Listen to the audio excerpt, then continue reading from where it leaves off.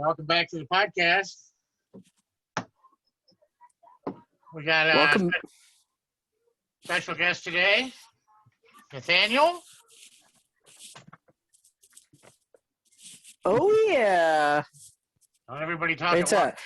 well, I mean, I just gotta say, I appreciate Mr. Nathaniel coming out of his comfort shell and being here today. Thank you, sir. Reclusive. I love you. Right back at you. All right. So what are we talking about today? What's going on? You got some topics written down there? No, not me. I mean, I don't write much down, but Yeah, TikTok. What's with this TikTok thing? I mean, come on.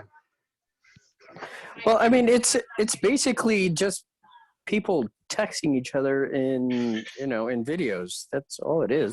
It gives people, instead of 50 minutes of fame, like they get 60 seconds of possible fame if they say something that people like. I mean, fame, man. Hey, I don't know. I've learned quite a bit. I mean, from it, I have it. You have to kind of sift through because it's pretty opinionated by its nature, I guess. But Fame's fame, man. That shit's delicious. yeah. Hey. Yeah, hold on. I gotta be talking for somebody for a second, okay? Yeah. Go ahead. Oh yeah. I got plenty to talk to Ryan about. Oh yeah. So that thing that happened the other day. How'd that go? Oh, it went great. Oh, all right. Just like everything. I just wanted to say though that music at the beginning, that's my old band from when I was like 19 years old, called the Aerosols out of Cleveland. I was a drummer. There's 3 girls in the band. It was pretty cool. It was good times, man. Haven't heard of or talked to them in 2 decades now. Sheesh, I'm getting old.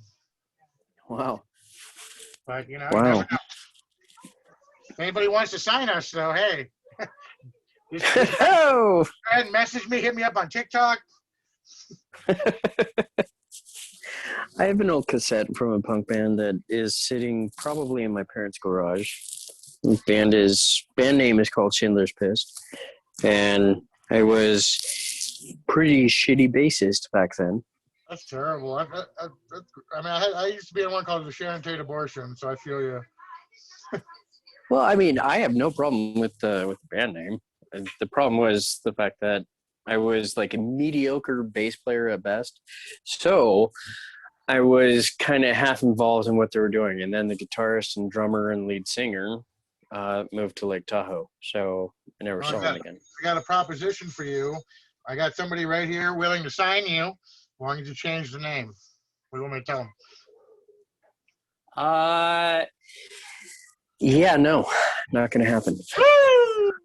That's what I'm talking about.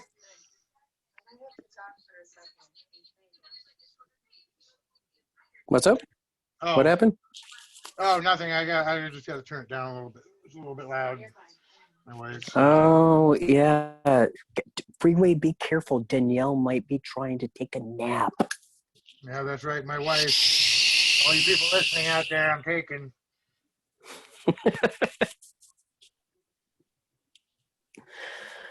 Oh, so what? Did he just like show up for the greetings and then just bail? Hey, that might be enough. I mean, that's a great gig. That's a great gig. Maybe you just show up for the greetings every time. That was Nathaniel, everyone. Hey! We'd also like to thank Lisa Stell for her appearance. Thank you. Thank you. We appreciate your guys' support. 100%. Excellent.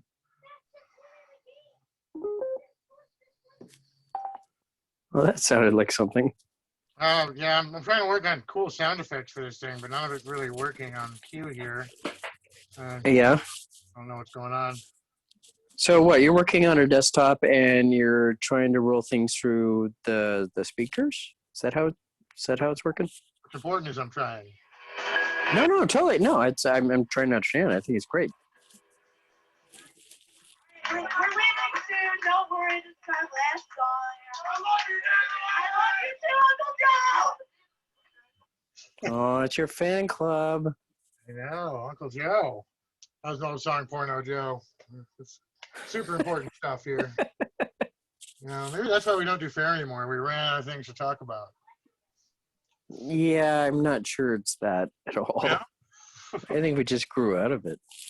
The other things. Where's Pandemonium? You're listening in here? Nathaniel? We miss you. I mean, that's to be fair. I think that's a legendary move. You That show was up and then bail. That was pretty slick. So, anyways, the George Floyd trial started today. oh yeah, that's gonna end well. I can't believe they're going to televise it all and do all that. They're going to string this along for 4 weeks, and then they're going to let him go. Hopefully not, but I mean, we've seen this happen countless times. It's very rare that you get a conviction. Even, we saw the Kelly Thomas one, no conviction. Video that proved everything, no conviction. But this one, it seems like it won't be good if they don't convict. You know what I mean? Well, I mean, I don't really get it. I mean, we have video. It's obvious. There was no way the officer was threatened in any way, shape, or form. He didn't have to do it. He was just being a fucking dick. Look at Kelly Thomas, same thing. Well, I know, and that's the best. And it's not the best part. I mean, I have the entire memory of Kelly Thomas going, and one of the things I can't understand is how the lead prosecutor was like, well, he did drugs 10 years before that, so his heart was weak. So, duh, if some heavy guy twice his size is sitting on him for 15 minutes, he's of course going to have problems because of the drugs. And that's the fucking shit that pisses me off. Is they fucking made it about drugs when it was about that piece of shit sitting on him. I never get that either, to assassinate the character has nothing to do with the moment that we're looking at. I don't care if it was who it was. I'm actually reminded of a quote by Kurt Cobain of all fucking people. No offense. I mean, he did shoot himself, but what he did say was something along the lines of we don't. My point is, the human body can withstand a lot of abuse, and he was referring to chemicals, and as such, in his very short life. But I mean, heroin addict, he was saying we can withstand a whole bunch of things. We're survival based, we're adaptable based. And then some piece of shit fucking Twinkie eating cop says, oh yeah, no, the drugs he did 10 years ago had an effect on him while I sat on his neck for 10 minutes. Like, what the fuck kind of logic reasoning is that shit? Well, just a little disclaimer. Raiwa had recently got some dental work done, and so he's cussing a little more than usual. We're not allowed to cuss? No, you are. I'm just pointing out that he's doing it more than usual. No, I get it. I mean, it's like, since if it's talking about cops beating up on people and because they couldn't, I'm gonna have to cuss a little bit. It just can't help it. Yeah, get in on this. So what I was saying is that the trial started for George Floyd today. It's all televised. They're showing it in a video. I mean, they're running it nonstop on all the news channels. I feel like they're building up to something, but I mean, if it goes the way it usually goes, where the cops get away with it, could be very bad. Well, yeah. Did you guys hear about in Oklahoma? I think it's Oklahoma. That not that it matters. It's middle of the pan, but sorry. But that in Oklahoma, they made it a misdemeanor if you're filming a cop in public, and then it's a felony if you film them twice. If you get caught twice. I did hear that, and I also heard that somebody, maybe Kentucky, made it so that it's an arrestable offense to even insult a cop. Which would pretty much put us out of business. Yeah, we're done. Yeah, it's like, well, they can try to arrest me all they want, but it comes down to this is like, how many of them are there total? How many members of law enforcement are there total in the country? 400, 500,000? I'm gonna Google it, but that sounds about right. Yeah, and all the military, add all the military together. How many of those? What? Say it's 2.5 million total. Right. reserves and everything say 3 million. Well, in 2019, there were 697,195 full-time law enforcement officers. That's full-time too. So Sure. there's going to be way more than that. That's not including the military. Let's just give them 10 million. There's 140 million of us. Yeah, but they got sound guns. We have Molotov cocktails. Yeah, they got lasers that they can fly over you and heat up the liquid in your brain so you die. Yeah, you kind of have to not ignore the drones that all the Right, oligarchs yeah, have been. but you also have to realize that there are collaborators and people such as myself that would get close. You know what? I think that technology is to a point now where I don't think that that's a route anymore. I think that they're Sure. perfectly I can do that. capable of taking us all out at any time they want. And if we all showed But that's up, the tax base. we would be taken out. Where's the tax base? I don't know where that leaves us. I guess just talking on podcasts every now and then about it. But Well, I I think we mean, should just stop paying our talking bills. on a podcast about revolution is one of those things. Well, we should stop paying our bills. Everybody, just stop paying your bills. I mean, there's not enough. They can't. Not enough sheriffs to show up and remove you from your house, especially if 80 of your friends show up and say, "No, That we're not going to let that happen." that is something I can totally agree with. Yeah, just stop paying your bills. I mean, put the money in a reserved account. On some accounts that's collecting interest. And say, "No, I'll pay my bills, but until I have recourse and my grievances are met, I'm not going to pay my fucking bills." And And something like that would work if we had a whole bunch of people doing it. Exactly. coordinated. Because the numbers are correct. And You can't get everyone at once. well, you can't get everyone at once. That's true. But even if a few people did it, it's like maybe people don't even think about whether they can do anything. Well, the thing is that with violent revolution, pretty much like in my opinion, impossible. That would be one of the only ways to get at them. In fact, probably the only way to get at them would be to coordinate some kind of large-term effort where everyone does something at one time. But everybody has to have their back. Just like in the stock market, everyone did the GameStop stuff. Oh, yeah. It showed people, and even back in the day with Anonymous, everybody calls in one place at one time, boom. But Right. And we've seen potential for people to be able to do this and work together to affect change, but it needs to be honed in a lot more. They've gotten rid of a lot of the reach. When I first started, we started doing in-league press and covering protests and stuff. We could reach a lot of people with our pages. I mean, in the hundreds of thousands. Now we're lucky to reach 1,200 without a boost. Yeah, I think the problem is that and I hear what you're saying because I was a part of that. The problem is that the internet was growing outside of where we were at the same time. There's so much more partisanship out in the world than part of the past few years that I've been reading about online, dealing with like in threads that are focused on police brutality and the Republican takeover, whatever. I mean, it's these people, the people that are rhetorically against us, they agree ideologically with us. That's the problem. The whole message got distorted and fucked with, like on every single channel. So everyone is saying the same thing, but differently at the same time, if that makes sense. I don't understand what I think would be a good thing to do is like, okay, why is it that people who are in Congress, the legislators, people that are supposed to make the laws, what do they know about what's going on out here? We get the signatures, then you make the law. If you don't get your signatures, you don't get to make up something to make up. It's like, it's not your job. Your job is to do as you're told, ultimately. And it's like, when something comes up to you decide, you figure it out, you do your legalese and make it happen, right?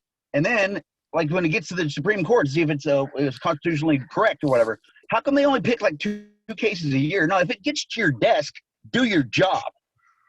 It's not like you don't have time. I think part of the part of the reason is because a lot of the laws and bylaws that govern our governing bodies are essentially antiquated. They're old. They're just old. Antiquated. Like the filibuster, totally old. It's pretty much filibuster right now as it exists. Someone can just send an email saying, I'm not going to vote for it, and all my people aren't going to vote for it. So why even bother? And that's not how shit should work. Well, yeah. They're pretty much getting away with very not much- doing their job by not discussing it and not bringing up any information, relevant Make the information for the constituents. Yeah, make the decision. Yeah, no. I mean, they're advanced Dungeon and Dragons. That's all this shit is. I roll dice really well. I've been playing Magic the Gathering lately. I'll just stomp the shit out of it. Yeah, totally. It's like just like there, your library's dead, done. You know. But my whole thing is like unless you're missing a chromosome, God forbid, or you've had a really bad accident and you've had some damage to your brain, or anybody who's old enough and has prescient enough can understand that there's some bullshit out there, right? I mean, it's not hard to see. It's like gerrymandering. Started out as a good thing, had a good reason for it, but then it's been abused. So since it's been abused, remove it. Filibuster. Started out as a good thing. There's a good reason for it. But that's way back. Now they're using it for to like to bog down these things that we want. And the legislation is like, and term limits. What do you mean you get to decide whether or not you're going to have term limits? Really? You think that's how it's going to work? But people actually stormed the Capitol. But they stormed the Capitol because they believe that Trump won. I mean, there are better things to storm the Capitol for. Based on lies. And what's great is Sidney Powell, the lawyer. Hold on. The lawyer for Trump, who was saying, "Oh yeah, no election fraud. We need to overturn this in every court," and she had like 70 cases or some shit like that.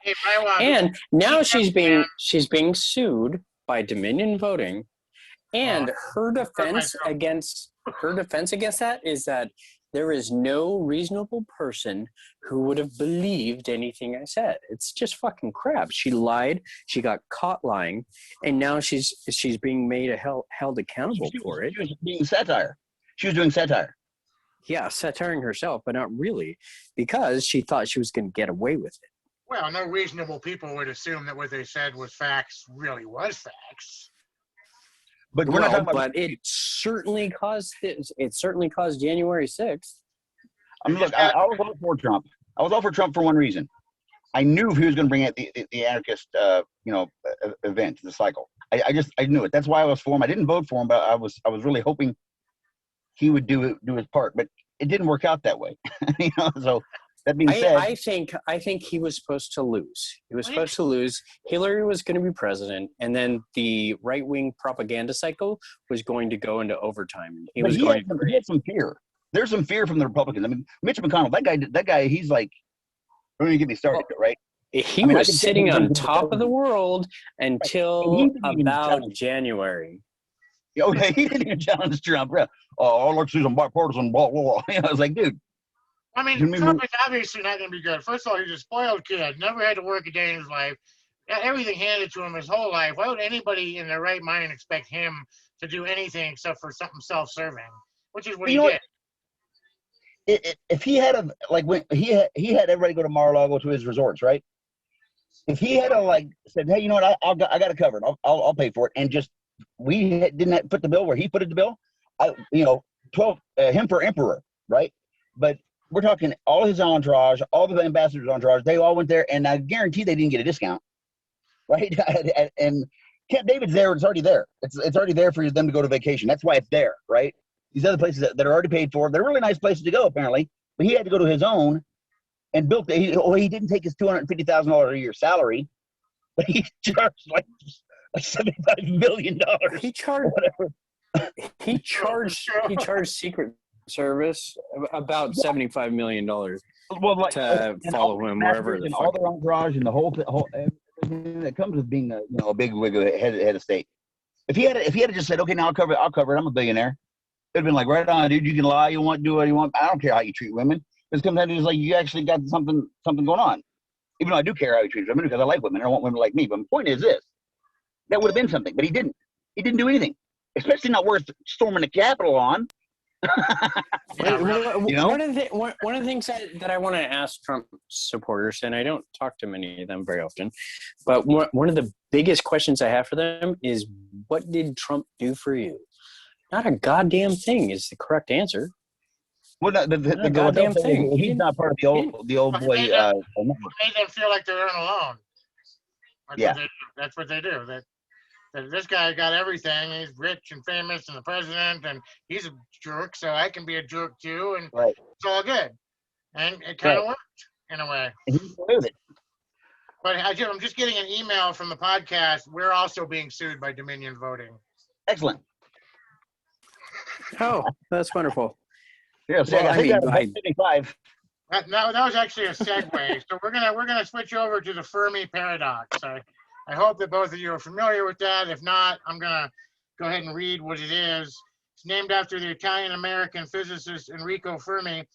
Is the apparent contradiction between the lack of evidence for extraterrestrial civilizations and various high estimates for probability.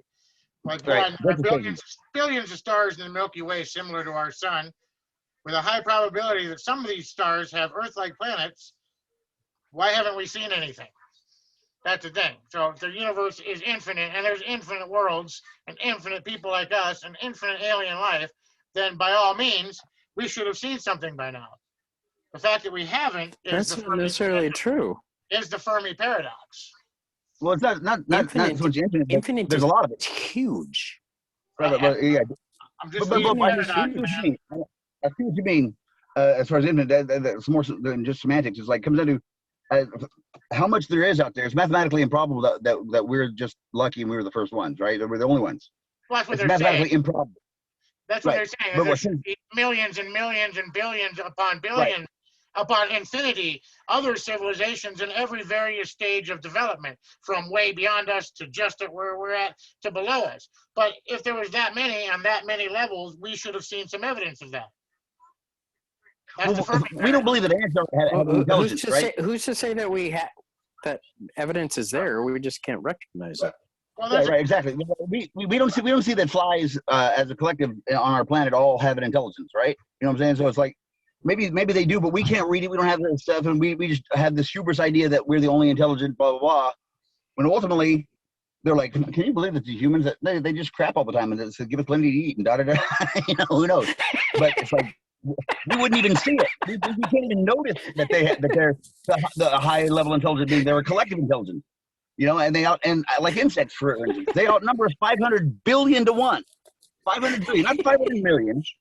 I mean, even if it's 1 million insects, I mean, that's enough to kill everybody. That's enough to kill you. That's like 80 pounds, you know, on your chest, in your mouth, you're choked, you're dead. Why does it have to be 500 billion to 1? Well, either they're super intelligent to where they understand where that won't benefit them, or because, like you said, they eat or crap, or I mean, it's evidence that they're not intelligent. Or it's evidence that we're not even a blip on the radar. Well, Star Trek that tried to too. answer it with the Prime Directive, that the ones that are more advanced keep us in the dark until we get to that certain level of intelligence. And that's one of the theories postulated to deal with the Fermi paradox, is that could possibly be something. The other one's a rare Earth theory, I mean, where just because a sun has a rock that's near it doesn't mean everything. That means everything from the way rare Earth means like it doesn't happen that much. It happens maybe every 100 trillion Googleplex light years away. And it happens so spaciously that nobody could possibly get there. The other theory, the one that I think is the most interesting to explain it, is that we never can get to one another because the technology needed to do that, we destroy ourselves with before we can. Or the fact that you know, our planet, for instance, it's not always going to be this life, the ball of life, right? It's just not, because you know, like you go 100 million years in the future, whether humans are here or not, right? Something, you know, the thing, you know, the continental drift that happened. There are certain things that will happen where there won't be any more water to be happening because it won't be in subduction, and we're going to be a barren ball. Now, and then not that, but 5 billion years from now, the sun's going to take it, expand and take us out, right? I think what you're saying is eventually some shit's going to happen. Something's going to happen. So it's like, in order to get bypass all this stuff, you have to have all this technology. And once you're at a certain level of technology where you're able to overcome all that stuff, maybe you're ethereal and it's like, oh, look, it's a poor little corporeal being. I wonder how they're going to do. Let's see. They don't make it. Who gives a shit? You know, it's like, Because if you become omniscient, maybe that's the whole point. It's like, or that you wait to this point and you have an inverse prime directive, where it's like when they get to this point, we say, "Oh, you're a threat." Done. That's why there's nobody checking in. Or maybe, like you said, something happens before we can get that far in every case, because it'll happen to us and it'll happen to them, and in that case, yeah, that would actually explain the Fermi paradox, that we never get that far. We never get to, and if we do, we get smashed because that we're finally a threat, something that's actually an issue. Because I think if you were take a look at if you can pattern what our world and our civilizations, with if you can like juxtapose how we are, as a pattern, as a creature, or everything else, we're really shitty to our own species, and especially when we find indigenous tribes and stuff, it's like we don't. Hey, how's it going? Let's help you with the technology thing. No, we destroy you and take your shit, and then basically it's like maybe give you some casinos a few years later, or whatever the case may be. Yeah, I mean, and what we're doing is we're taking their forests. A great example is in Brazil and Southern America. There's indigenous tribes, and we're just taking their forests and their homeland. It's not their forests; they belong to the planet, right? Well, yeah, but I mean, do we cut it all down? Do we really need to take their habitat because we want, notebooks? For fuck's sake. We need notebooks, but I don't think we should do. I think not in the digital age. We don't. Huh? In the digital age, we don't need notebooks. That's true. Digitally. I like to list things down before and stuff, but who I'd like to see if they could get cloning together. I'd like to see. He was the Secretary of Labor under Clinton. I forgot his name. Jeez, look it up, Ryan, would you? What is it? The Secretary of Labor under Bill Clinton. Labor under Clinton, Bill. And Bill Clinton, yeah, and he has some TikToks, and I've learned a lot of stuff from this guy. And there's a lot of stuff on TikTok that I've been that you learn stuff. It's like, really? No way, really? And it's kind of cool. It's like a good avenue for that. Where you don't have to like sift through all this other stuff and go through it. Pretty much people who know what they know, they talk about it. Like getting rid of the filibuster. Robert Bernard Reich, born June 24th, 1946. Yeah, Bob Reich. Yep. Now, if you could like genetically modify, get him and Vic DiBitetto together, you'd have a formidable politician. He actually also served with Gerald Ford and Jimmy Carter. Yeah, so the guy knows what he's doing. Talk about. Yeah. How come he's not in on a cabinet somewhere again? Because I think because he's like 117. I don't know. Well, that and he doesn't agree with the current GOP politics. Right, and the fact that not agreeing with because I don't know anybody that likes the way things are as far as their taxes, the way things are going, the fact how your wages, all this. I don't know anybody.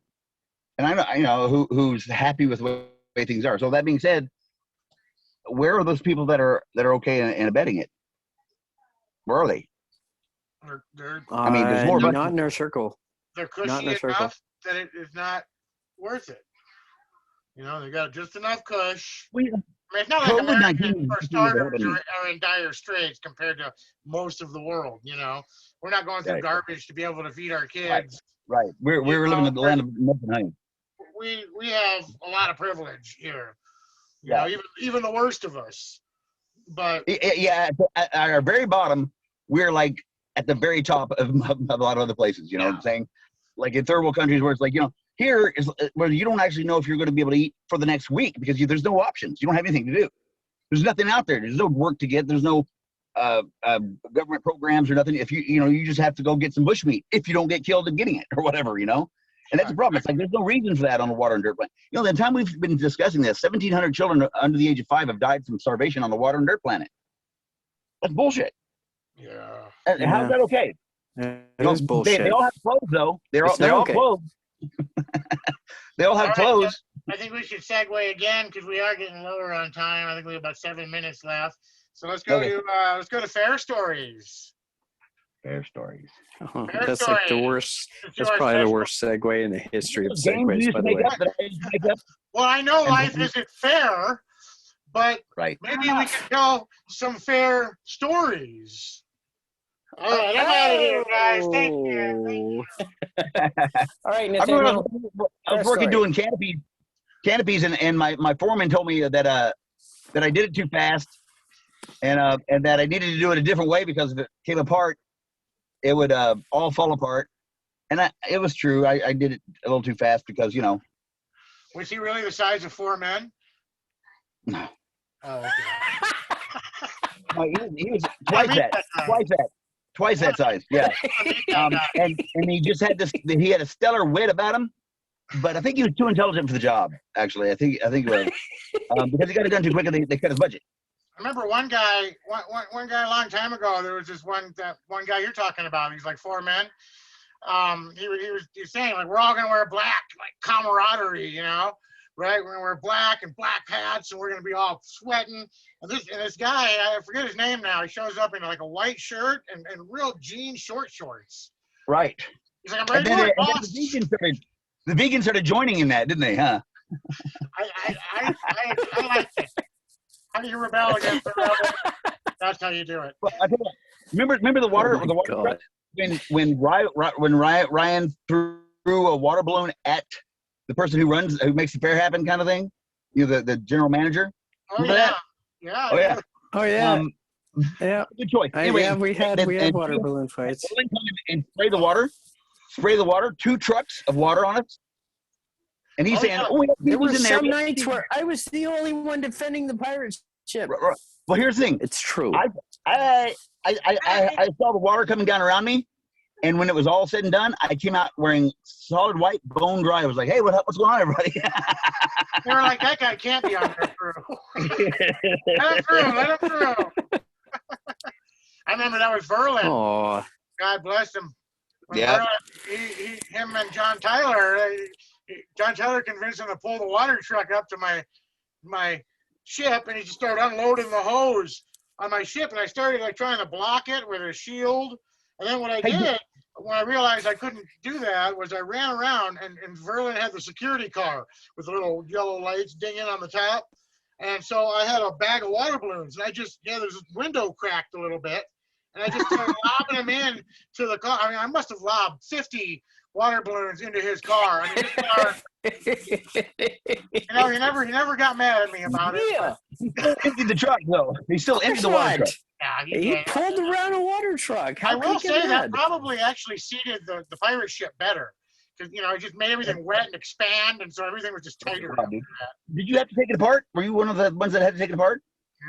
Yeah. Poor soul.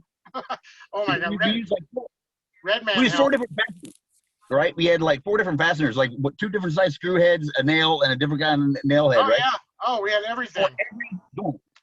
We had everything. And then I tried to tear it down all mad, like just start ripping things down, and that was not working. And then Redman came out. He was like, hey, we got to start at the top. So he's up there taking the boards off the top deck, and I'm like kicking the stairs, and hitting things with sledgehammers, trying to pull poles when they were still attached. It's like, crunch.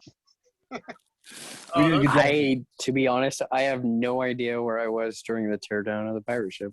Well, you were passed out. I don't remember. Probably. I actually have a picture of myself blocking the water that Verlin and John Tyler are shooting up at me on the top deck, and it's a great shot. I remember. I'll post it on our Facebook page on Ryan&Ryan because it is a great shot. And I shout out for Tyler too because we needed an adversary, and he was just. Hey, John Tyler, you were the greatest Tyler, adversary of huh? all. Hey, what about that one guy that made he made like $18 an hour, 24 hours a day, 7 days a week for like 4 months. Most well, but his name was Bob. He didn't work for the first day. The first day he worked, he broke himself. Bob. Bobcat, yeah, the Bobcat. 18 Oh, yeah, bucks an hour, 7 days a week. Whatever happened to my Bobcat? Wait a minute. That thing's still around? I don't know. Doubt it. It's gotta be somewhere. Everything Makes you wonder why that happened because must have been some kind of tax scheme. Oh, I mean, we're gonna have to sign off here in a minute. Hey, then I'll start mine because then we can really start talking about some stuff that'll get us in trouble for sedition. I would love to have you on the show again. And every time. You have a good show. You should have like 50 people Yeah, on the hey. show, and we all just talk, Yeah.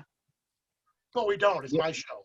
We all have a spiritual conch that we use. A spiritual conch that we use when we're Nice.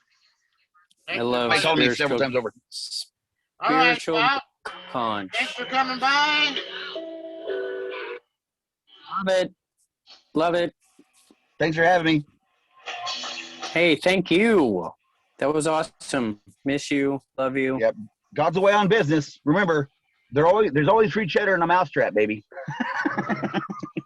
Yeah. Always remember. Whatever. It's fun hearing you go off at times, my friend. Right on. So thank you. Yep. Love Right on my it. cigarette. All Later. right, let's do this again soon. Yeah, Wait. totally. How do you do that? How do you turn this off? You'll figure it out. I don't know how. Just swipe up. I must have an iPhone.